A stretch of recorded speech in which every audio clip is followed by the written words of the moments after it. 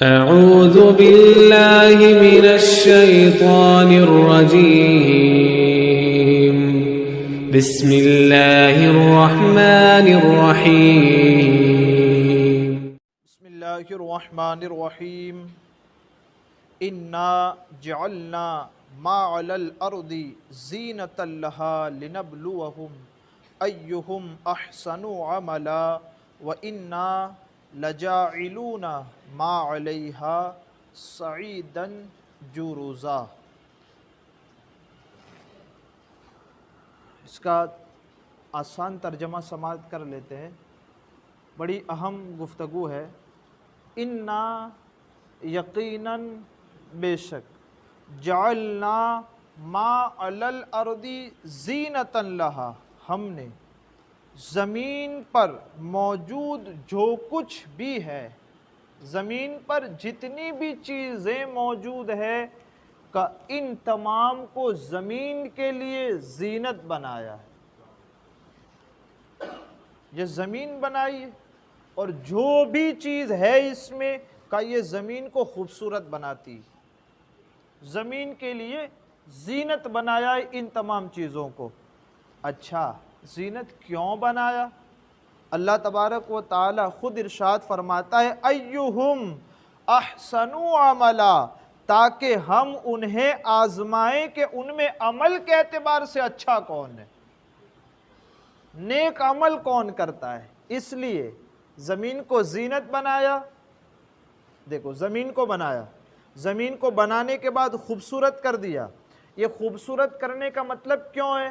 کہ اس لیے کہ اس خوبصورت دنیا میں ہم انسانوں کو بنائیں گے نا، تو ہم دیکھیں گے، ہم جانچیں گے، ہم پرکھیں گے کہ اس خوبصورت دنیا ہی میں لگا رہتا ہے یا دنیا بنانے والے رب کی طرف متوجہ ہوتا ہے کہ نہیں ہوتا۔ ایہم احسن عملا، تاکہ ہم جانچیں کہ عمل بہترین کون کرتا ہے۔ اور اس کے بعد کیا فرمایا؟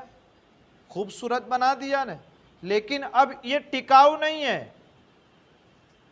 یہ پائیدار نہیں ہے، ہمیشہ رہنے والی نہیں ہے ایسی کی۔ قرآن کہتا ہے وَإِنَّا، اور یقیناً لَجَاعِلُونَ مَا عَلَيْهَا صَعِيدًا جُرُزًا، جو کچھ زمین پر ہے واپس ہم اسے دوبارہ خشک میدان بنا دیں گے۔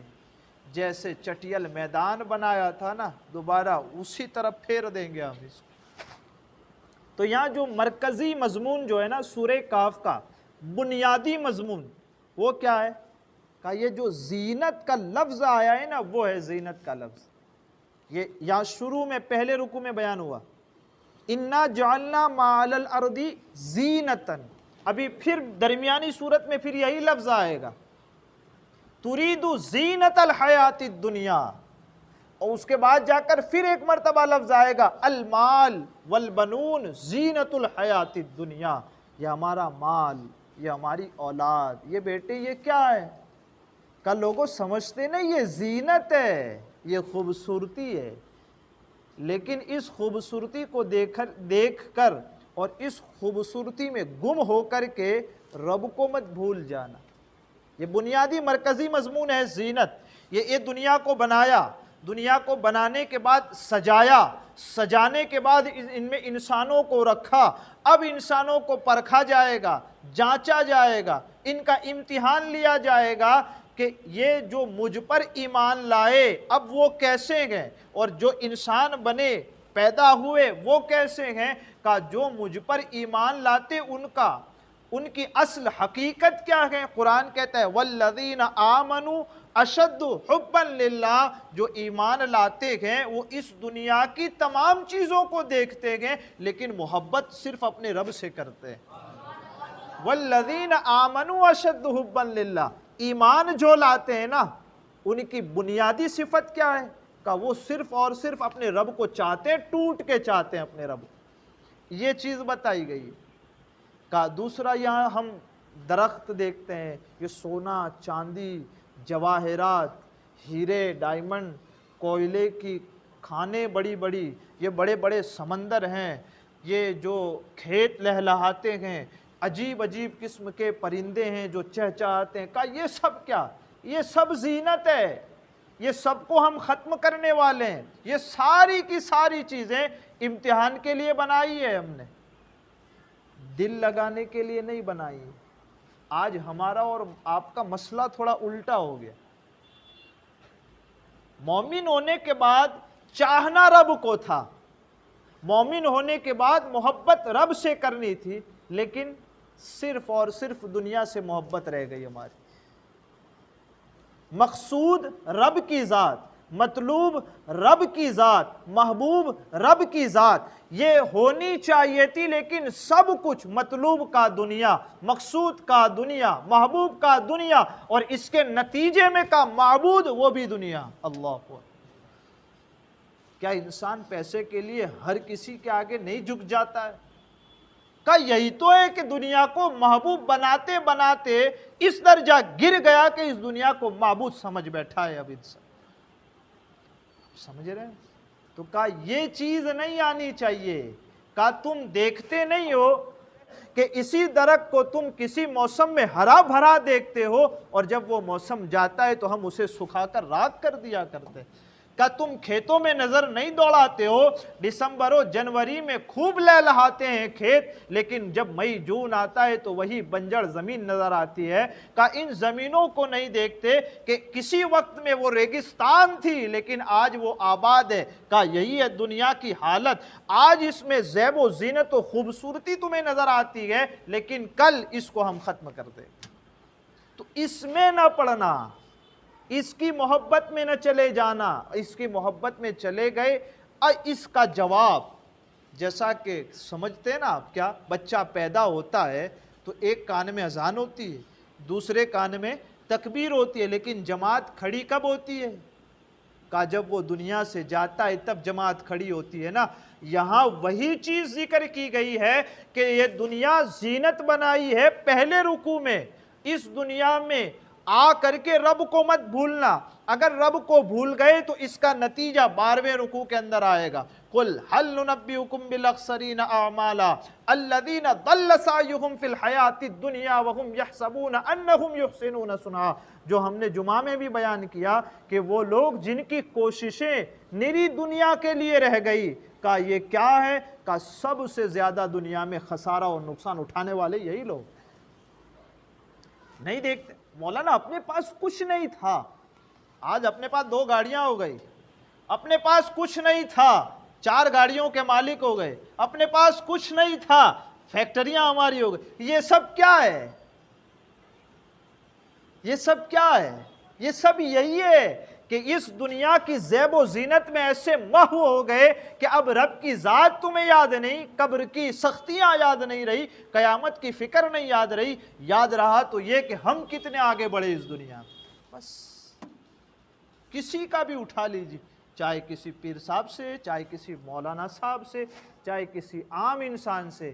کل آپ کیا تھے اور آج کیا ہے؟ جواب یہی ہوگا, کل کنگال تھے اور آج مالا مال. اور کوئی جواب نہیں ہے ان کا پاس. کل یہ نہیں تھا کہ رب سے اتنے دور تھے, آج رب سے اتنے قریب ہو گئے. یہ جواب کسی کے بھی پاس نہیں. یہی بات ہم آپ سے کہتے ہیں, قرآن یہی تو بتاتا ہے. زندگی ایسے نہیں جینی ہے کہ ہم نے کیا کمایا, زندگی ایسے جینی ہے کہ رب کے کتنے محبوب ہوئے ہیں, ہمارا رب ہم سے کتنی محبت کرتا. یہ کامیابی ہے. کچھ بھی نہیں آنا ہے نا ہمارے ساتھ. کہا اس کی مثال دیکھو, یہ جو دنیا ہے, کہا یہ جو دنیا کی محبت ہے دیکھو رہنا ہی ہے اس میں, ایسا تو نہیں ہے کہ چھوڑ کے کہیں اور چلے جائیں گے. کہا اس کی بھی مثال دی. کہا دنیا میں ایسے جیو. کیسے؟ کہا کہ سمندر کے اوپر کشتی ہوتی ہے, اس کشتی سے تم بس محبت کرتے ہو کہ یہ تمہیں پار لگا جائے, بس اس کے بعد اندر اتر کر کوئی نہیں دیکھتا کہ یہ پانی کیسا ہے, اگر دیکھے تو ختم ہو جاتا ہے وہ. کہا اس دنیا سے محبت کشتی کی طرح ہونی چاہیے, بس کہ وہ ایسے ہے کہ دنیا اس جگہ سے آخرت کی جگہ کی طرف لے کر کے جانے والی ہے. ہم کشتی میں سوار ہو چکے ہیں, بس اس سے اتنی محبت کرے کہ یہ ہم کو پار لگا دے, بس ہماری ضرورت بھر کرے. اس میں اگر گم ہو گئے, کشتی بھی نہیں ملے گی, کشتی میں بیٹھنے والے بھی نہیں ملیں گے. دنیا میں محبت کی دنیا سے نہ وہ ملے گا بندہ, نہ یہ دنیا ملے گی. دنیا بھی نہیں آتا نہیں۔ امام غزالی علیہ رحمت و رضوان فرماتے ہیں کہ پھر اب دنیا کی محبت کم کرنی ہے تو کم کیسے ہوگی؟ اس کا کوئی حل بھی تو ہونا چاہیے۔ آپ ہم کو دوا دے رہے ہیں، آپ ہم کو علاج بتا رہے ہیں، علاج یہ، تو کوئی دوا بھی تو دو کہ جس کے ذریعے علاج ہو جائے۔ کہا یہ دنیا میں ہم جی رہے ہیں، اس کے فنا میں غور کرو۔ اس دنیا کی ہر چیز کو ختم ہونا ہے، اس ختم میں جب غور کرو گے نا تو خود بخود وہ تمہارے دلوں سے یہ محبت دنیا کی کم ہو جائے گی۔ جس مال کو کماتے وقت ہر لمحہ یہ خیال کرو گے نا ختم ہو جائے گا، وہ مال کی محبت نہیں بیٹھے گی دل میں۔ جس اولاد کو پیدا کرنے کے بعد محبت کرو گے نا اس سے اس طور پر کہ یہ اولاد بھی کل میں اس کو چھوڑ جاؤں گا، یہ مجھے چھوڑ جائے گی، پھر وہ اولاد کی محبت زیادہ دل میں نہیں آئے گی۔ اس طریقے سے ہر وقت میرے ساتھ کون ہوگا؟ ہر وقت میرے ساتھ کون ہوگا؟ اللہ فرماتا ہے الیس اللہ بکاف عبدہ، کیا بندے کو اتنا کافی نہیں کہ اس کا رب اس کے ساتھ ہو؟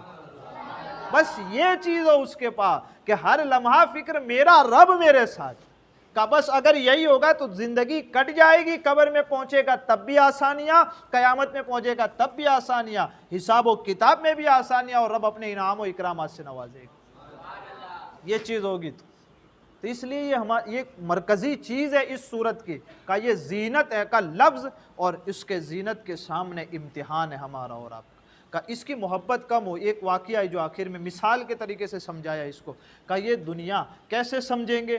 کہ یہ دنیا جو ہے نا، اس میں جو انسان آتا ہے وہ کیسے، کہ یہ دنیا میزبان کی حیثیت رکھتی ہے۔ میزبان کا جو مہمان نوازی کرتا ہے وہ، اور اس کے گھر کوئی مہمان آتا ہے وہ، تو کہا ہم مہمان بن کر کے میزبان کے یہاں آئے ہیں، تو مہمان کو پتہ ہوتا ہے کہ وہ میزبان کے گھر جائے گا تو اسے واپس پلٹنا ہے نا۔ ہم کسی کے یہاں مہمان جاتے تو ایسا تھوڑی کہ اس کی جائیداد اپنی کر لیتے ہیں، ایسا تو کبھی نہیں ہوتا۔